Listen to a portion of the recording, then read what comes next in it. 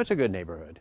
We actually like this neighborhood. Of all the differences between Northwest and Southwest, perhaps the most pronounced is how the neighborhoods look. It's a good neighborhood. Everybody gets along pretty well. Yes, the feel in the Valley of the Sun is decidedly beige.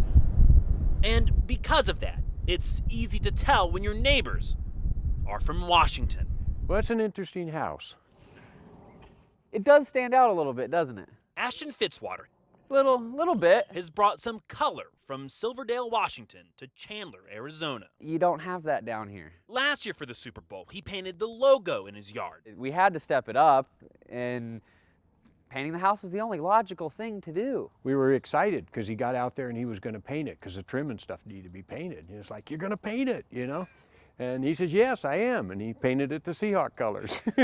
Larry McAmer actually kind of likes it, though if neighbors here hadn't already thought about forming a homeowners association, You know, we had to get the Legion of Boom up there. there's a good chance they'll consider it now. They love it. They're on board with it. We need to get him out of the neighborhood.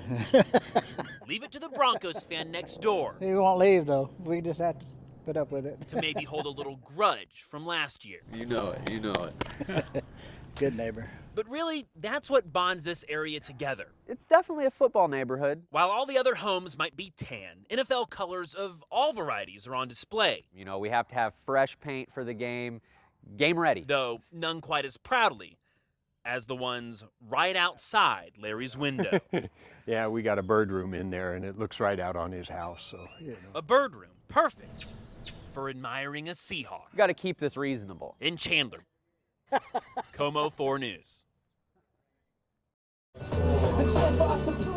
If some walls could talk, they'd likely tell you their jealousy of these walls that can sing.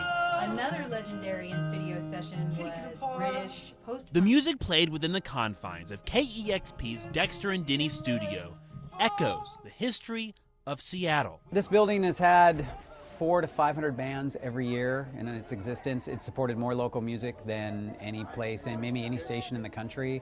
It's been a part of the history of this city. So perhaps it's only fitting that a place this much a part of the city is transitioning with it. And I think it just, it's a logical progression to move.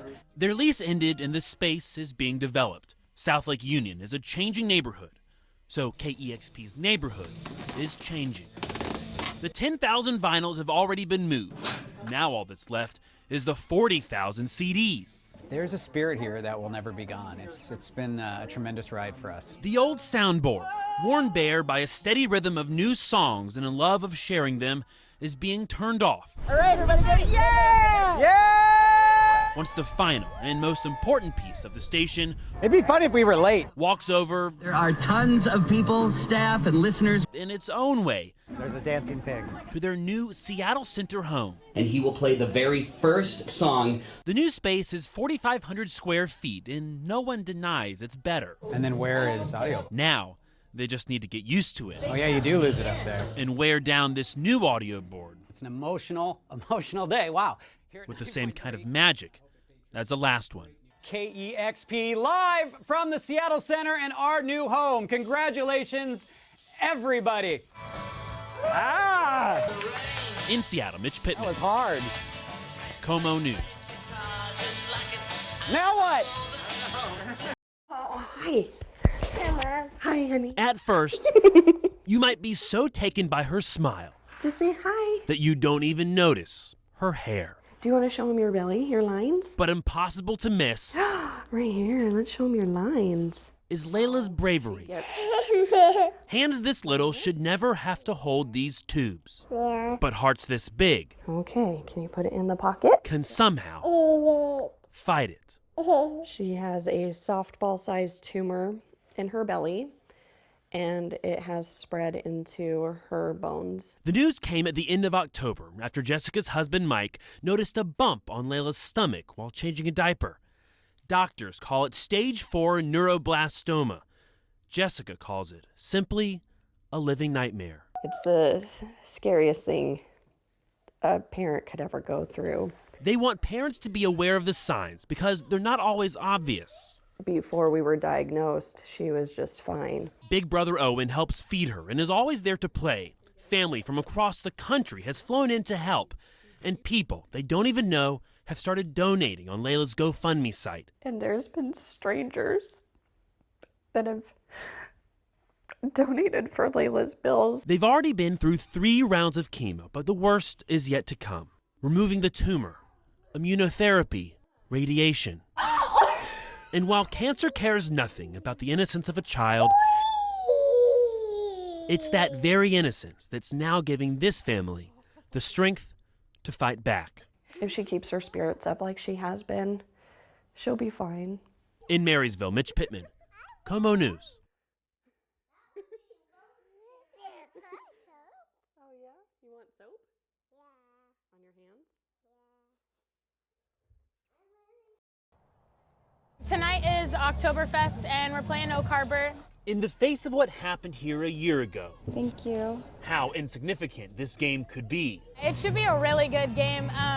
It'll be pretty neck and neck. Our teams are pretty similar. But on the eve of the 1-year anniversary of the shooting that killed 5, including the shooter, injured 1, and changed the lives of countless, this game with Oak Harbor was about healing. This was the game that was on October 24th last year, and they actually forfeited the game and gave us the Wesco title. Such an act of kindness has not been forgotten, Okay, get ready. which is why every single Oak Harbor fan who came tonight There'll be a crowd, so we're gonna have to got a rose This is from MP to you. and a debt of gratitude repaid. Yeah, thanks for being here. It was kind of surreal. Like, you kind of got like that chills and the goosebumps. It just made you feel good, and you know that support's still there.